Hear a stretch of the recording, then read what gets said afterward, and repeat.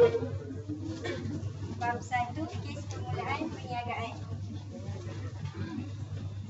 Ini adalah suatu kisah benar yang diceritakan oleh semula oleh penulis.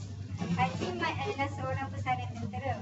Beliau telah bersara pada tahun 1991 setelah berkhidmat selama 16 tahun. Pangkat tarikh beliau adalah sebagai seorang meja. Pergaulan beliau bersama isterinya Hajah Senang.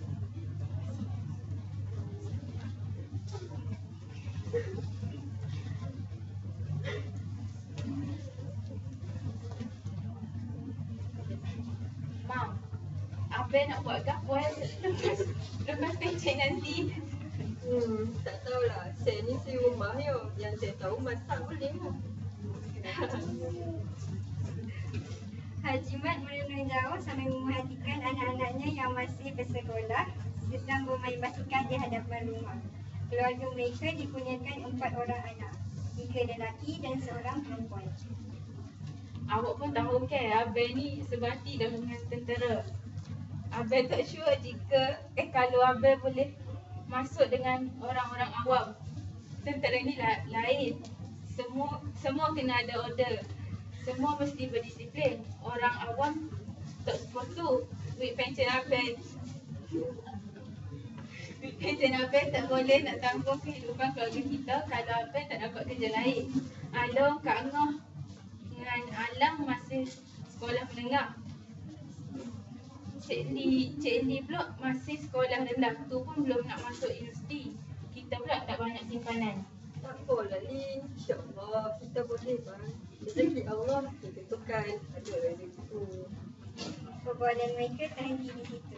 Hidangan cucu kodok dan Teo telah dihidangkan oleh pembantu rumah.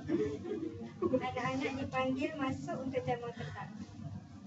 Haji Mat adalah seorang yang berkarisma semasa di dalam tentera.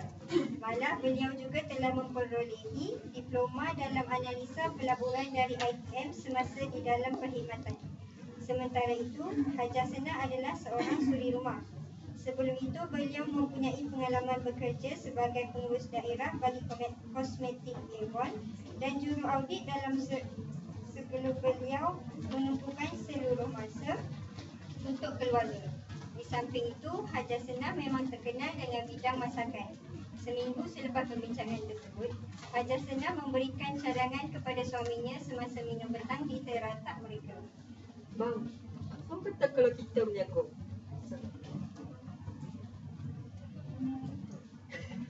Nego, nak nego gapo? Nak nego senjata api boleh ke? Saya dah cuba fikir bagaimana nak bantu abang sampai pencen ni. Kan abang dapat duit grafiti. Kalau kita tak berniaga bang, 1 bilion pun boleh habis. Betul tu, tapi Abang bukan nanti nak nego ni. Tak apa bang, saya boleh bantu. Saya boleh bantu abang buka perniagaan dalam bidang yang saya tahu. Saya cadangkan kita soborkan diri dalam bidang industri makanan. Awak ni, saya mana reti masak. Awak ingat tak masa awak masak sepitan dulu? Abang masak untuk anak-anak, abang goreng telur dengan sardin je. Tu pun, tu je tahap kepakaran abang. Bukan bang, saya cadangkan kita buat rempah sebaru untuk kegunaan orang masak. Abang ingat tak masa kita pergi haji ni? Kita pernah masak sendiri. Saya yang masak untuk semua orang dalam rombongan kita tu. Masa tu tamu haji belum sediakan makanan untuk para jemaah. Ingat tak bang? Masa time tu susah sebab nak cari bahan masakan, super bawang, hadiah dan lain-lain lagi. Saya cadangkan kita guna duit yang abang dapat tu untuk buka kilang menyediakan rempah-rempah masakan. Kita akan sediakan rempah. Pengguna cuma masukkan ayam, daging, tak pun ikan. Kan senang kerja tu. Jolo juga ni. Nantilah abang tanya kalau ada pihak yang boleh tolong kita kerana nak buat produk ni.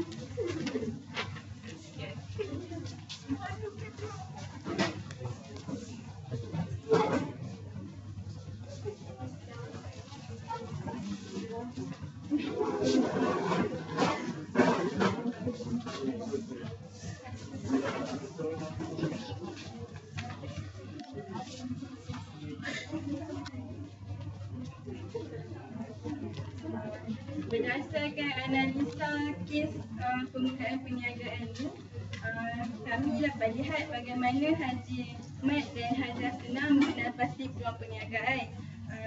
Kat sini ada 4 poin utama. Pertama, level of income. Haji Mat dia ada income daripada dia jadi tentera tu.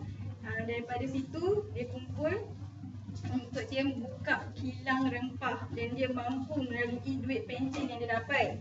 Lepas tu daripada experience ni ada dua, satu personal, satu work.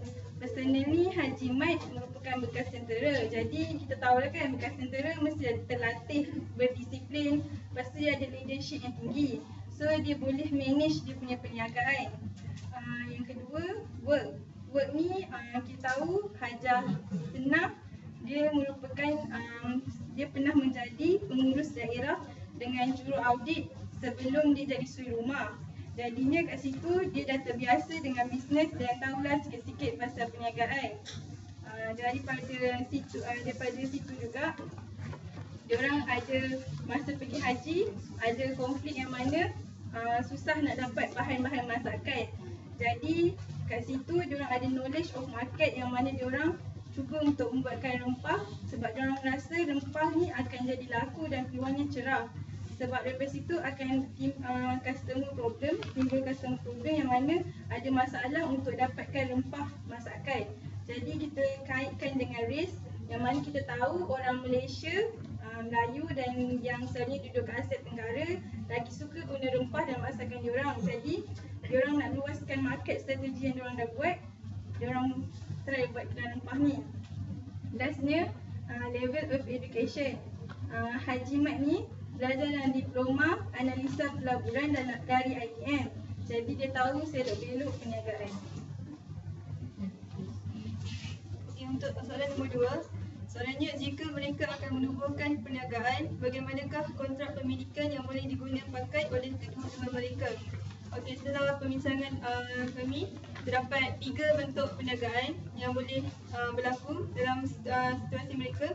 Yang pertama, private limited, itu sendian berhad, macam kebanyakan syarikat lah. Ada pun secara pekerja. Dalam situasi ini, Haji Mat sebagai owner yang mengeluarkan modal melalui duit pension dia. Hajah Senang sebagai orang yang menyediakan rempah sebagai worker. Jadi keuntungan akan dibagi dua, tapi untuk kerugian ditanggung oleh owner. Kedua, musyawarah ataupun partnership. Partnership ada musyarakah. Ada dua pihak juga, Haji Mat dan Hajah Senang. Musyarakah ni dua-dua akan mengeluarkan modal dan berkongsi untung dan rugi pada nilai yang dah dipersetujui. Atau dikenal juga sebagai joint venture profit sharing contract. Yang ketiga, mudarabah. Dua parti juga. Yang pertama akan yang bagi modal, iaitu investor, sleeping partner ataupun financial. Yang kedua, mudarab, orang yang mengurus, mudarib, orang yang menguruskan perniagaan tu. Diorang akan sebelum tu diorang akan buat persetujuan untuk nilai keuntungan yang diorang akan dapat. Tapi untuk kerugian akan ditanggung orang yang bagi modal tu. Saja. Okey, untuk soalan yang ketiga, apakah kontrak pemilikan yang sesuai jika keseluruhan modal disumbatkan oleh Haji Mat sahaja, tetapi kedua-dua mereka bersama-sama menguruskan perniagaan? Untuk soalan ketiga ni, kontrak yang pemilikan yang sesuai setelah kami bincang ialah kontrak private limited, iaitu sendirian berhad. Seperti yang kita tahu, Haji Mat ni yang keluarkan modal, lepas tu dia bahagikan keuntungan tu sama rata dengan pekerja sekali. Lepas tu tapi kalau sebarang loss, Haji Mat ni yang akan tanggung. Untuk situasi yang keempat, bagaimana jika Haji Mat memberikan saham sebanyak 49% kepada Hajah Senang sebagai hadiah dan mereka berdua bersama mengerjakan perniagaan? Okey, dalam situasi ini, Haji Mat ni dia bagi 49% dekat isteri dia sebagai hadiah, sebagai gift lah, macam present sebabnya isteri dia dah tolong dia buat kerja. So, bila dia dah bagi hadiah tu, Dan hajah senang tu menggunakan 49% tu sebagai modal balik. Dia akan jadi partnership. Bila partnership macam Alis cakap tadi lah kan, macam mana kalau dua-dua kena tanggung rugi, kena tanggung untung.